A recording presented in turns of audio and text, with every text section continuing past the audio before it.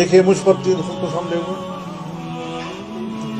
اکرم خان درانی پہ ہوئے، مولانا عبدالغفور حیدری پہ ہوئے، مولانا حسن جان ہمارے پارلیمنٹیرین تھے ان کو شہید کیا گیا، مولانا معراج الدین ہمارے پارلیمنٹ کو شہید کیا گیا، مولانا نور محمد سوانا کے ان کو شہید کیا گیا، ہمارے پارلیمنٹیرین رہ چکے ہیں، اور علماء کرام شیوخ الحدیث کہاں کہاں پر ان کی شہادتیں ہوئی۔ اس وقت 1 سال کے اندر باجوڑ کے اندر جمعیت علماء اسلام کا اگر ایک ساتھی جو 1 مہینہ پہلے بم دھماکے میں گاڑی اڑ گئی اور وہ بچ گیا، اگر وہ بھی شہید ہو جاتا تو ایسا طرح ہوتا۔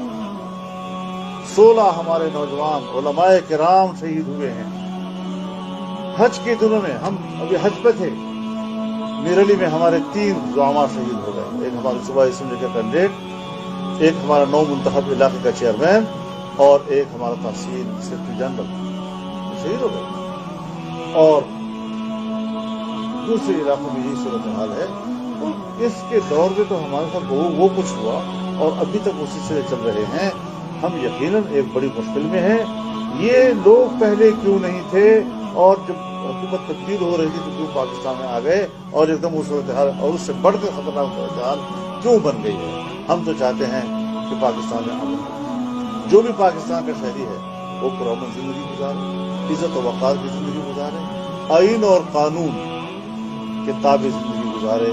کچھ غلطیاں ہیں جو ریاستی سطح پر بھی ہوتی ہیں، اس سے اختلاف کیا جا سکتا ہے، لیکن اس کا ازالہ کیسے کیا جائے وہ ریاست کی ذمہ داری ہے۔